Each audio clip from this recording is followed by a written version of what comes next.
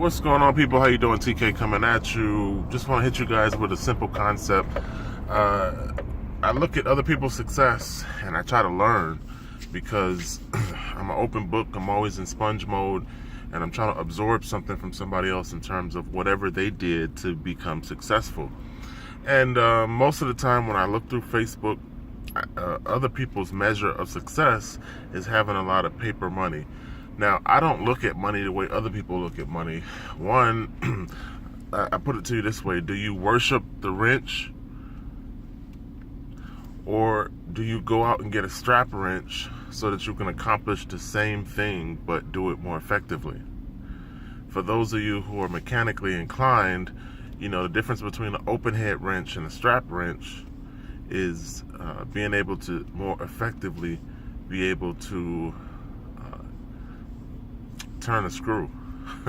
So, that's how I look at money. I look at money as a tool to be used to open doors.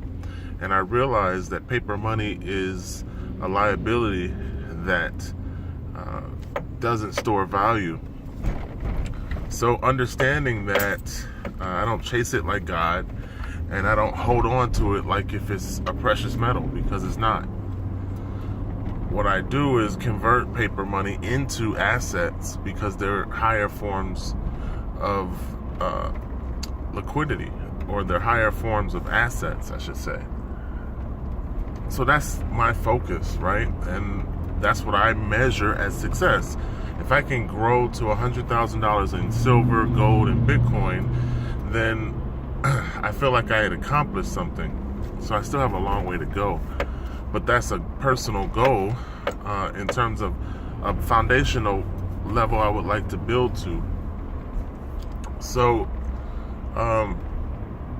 when I see other people say I'm successful or I've arrived, everyone's referencing paper money. If you make $1 million a year, the average person feels like, oh, I've arrived, I've made it. But usually what happens is the more money in paper that you make, the more money in paper that you spend. So your liabilities tend to outweigh your income, even if it's $1 million a year. You're spending money on things that take money out of your house, so you're not winning. And for the most part, I see a mindset and a financial literacy that's right around zero. And what surprises me the most is that people don't have a desire to learn. And that's the reason why there's only 1% super rich, because the information you need to strengthen yourself and actually implement to be successful is what people aren't interested in. The propagated viral items are all bullshit. The things that people celebrate are the things that are negative and do not help you in any way, shape, or form. So when it comes to deep keys or successful tactics to implement within your financial portfolio, very few people think about them, want to know about them.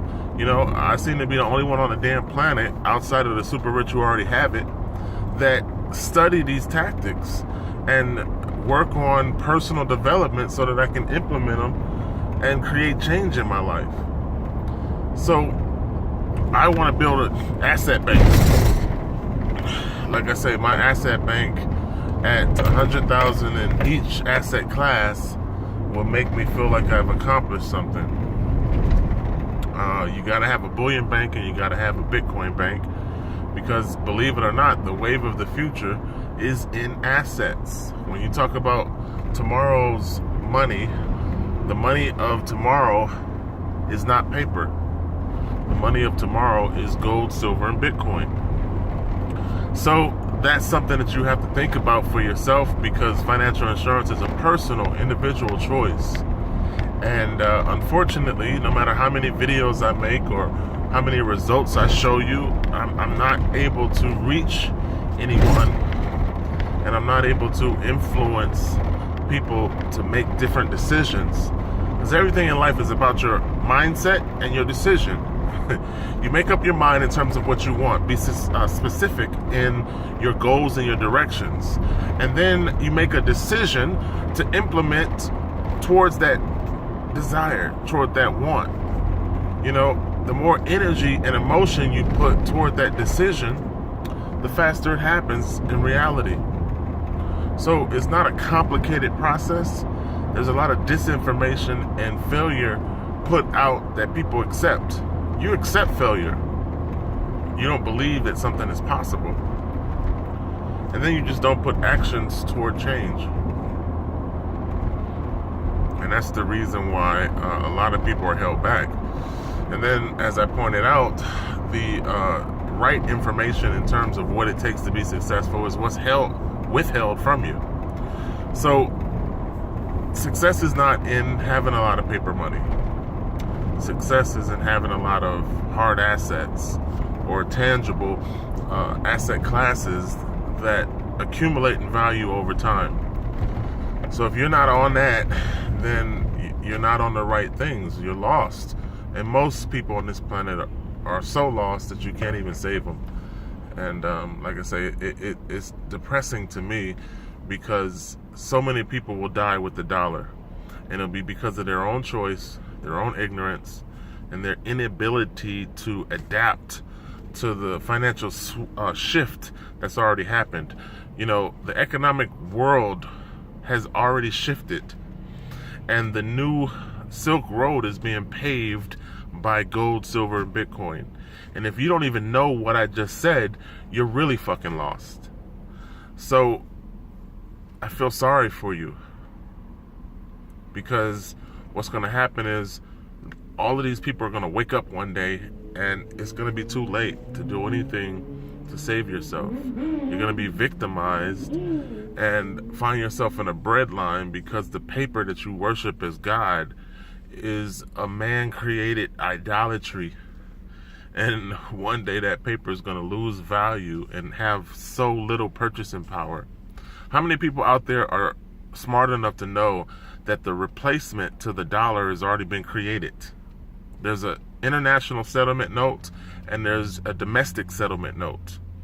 So if you don't know about the transition that's happening within the global reset, you're really behind the power curve. I suggest you pick up a book and turn off your television and then pay attention to these things, because they will affect you whether you know about it or not. I always say, if a baby touches a plate, it doesn't matter that they don't have the cognizant ability to realize beforehand that the plate is hot. Guess what happens? They still get burned. So that's what's going to happen to all of you people who pay attention to the distractions of the world, because the shift has nothing to do with the distraction. This stuff financially will affect you whether you care about it, know about it, take the time to learn about it. It doesn't really fucking matter. It will affect you because we in a pay-to-live world, and everything that is in paper format is going to be harder to buy when paper loses value, or when paper inflation becomes obvious. Because right now the erosion of paper is subtle. It's like a toothpick chipping away at your purchasing power. But when hyperinflation hits, it's going to be obvious that it takes a lot more paper to buy the same things that you want. And if you don't have tangible assets that are go up or that appreciate in the time of inflationary markets, you're going to be in trouble. It's just that simple. That's not rocket science. That's paying attention to the shift. That's positioning yourself in the wealth transfer. That's having money run quickly towards you instead of money running quickly away from you. That's actually doing something economically smart to protect yourself against inflation, and to be an adult and create some sort of financial insurance plan so that your family can still eat, so that you're not a victim of whatever the local economy is doing in the area in which you live. So that's one of the primary reasons to get gold, silver, and Bitcoin, because it releases you from the ebb and sway of the dollar. I don't really give a fuck what the dollar does because I have my money in gold, silver, and Bitcoin. Think about that.